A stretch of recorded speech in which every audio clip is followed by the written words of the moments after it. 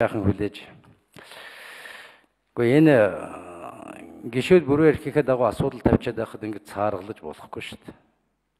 Наа чи хоёр асуудал байгаа. Тэр нийтийн ашиг сонирхол гэдэг нь энэ Монголын эрх ашиг асуудал яригдаад эхэлчихлээ шүү дээ. Зэвсгийн намайтай холбогдуулаад. Энэ чи ярих хэрэгтэй байгаа шүү дээ. Нэг хоёрдугаарт наад элчин сайд гэдэг юм чинь ерөнхийлөгч томилдог боловч их хурл дээр санал хураалт явагдаж олонхын санал авч чадах юм бол ерөнхийлөгч томилдог, үгүй бол дараачин хүн оруулж ирдэг ийм хуультай юм. Энийг мушгаад ээж хэрэггүй.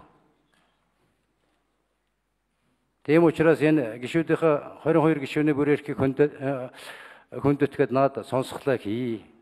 Энэ болд гишүүнтэй холбогдуулж ярьсан асуудлыг тодруулаа. Энэ чинь болдын асуудал биш болж хуйрлаа.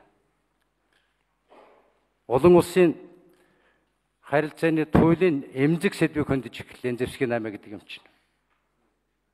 Монголын нэр хүндийг хөндөж эхэллээ. Энэ чинь нийтийн ашиг сонирхол биш үү? Батлан хамгаалах яамны сайдан Зэвсгийн намааг хийжсэн гэж тагнуулын дарга нь яриад их хурл учрыг нулаагүй байж томилгоо хийх үү? Тийм учраас наад юм хойшлуулсан дээр дээ. Хэрвээ энэ асуудлыг ингэж хүчээр шийдэх гэж оролдож байгаа бол энэ нийтийн сонсгол хийлэх санал тавьсан гишүүд энэ хуралдаанд чи оролцох бололцоо байхгүй. Яагаад гэвэл наа чин үндсэн хуулийн заасан хүний эрх хэрэгчлээний асуудлыг, нэр төрийн асуудлыг эдгээр хөндөж эхэллээ. Тагнуулын байгууллага чинь шүүх юм уу?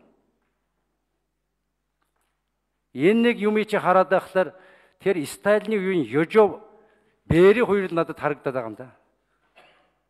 Ингэж болд юм уу? Тэгээд энэ их хурл төлөөллөө суулгах ч гэсэн. Энэ баасангүй сүүлийн үед нь маш их юм мэддэг боллоо шүү.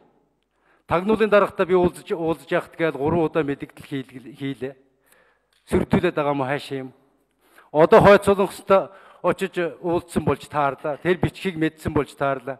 Энэ Монголын тусгай албанаас үлийх мэдээлэлд бүхнийг мэддэг нэг даргын сууж байгаа юм байна л да. Бусдын гар хөл гэж болж ингэж хөнгөн хуудын явдлаар гүйж явдаг юм бол чи баасангүй чи.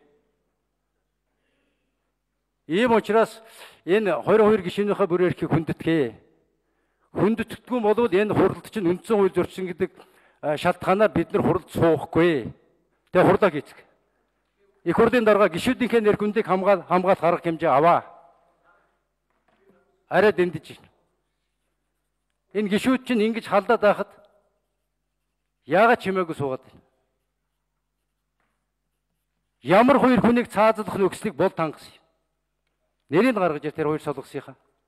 Бас баасангүй очоод нэрийг бичгээд хүрээд ирсэн юм аашаа юм. Одоо мэдэх гэж явах гээд байгаа юм аашаа юм чи. Энэ нустай асуудал яригдаж шүү. Болдыг хүний амтаваач холболоо шүү. Юу болж байна? Тэ ичгчгүй энийг өмөрөө тэнд нэг юм сууж яадаг.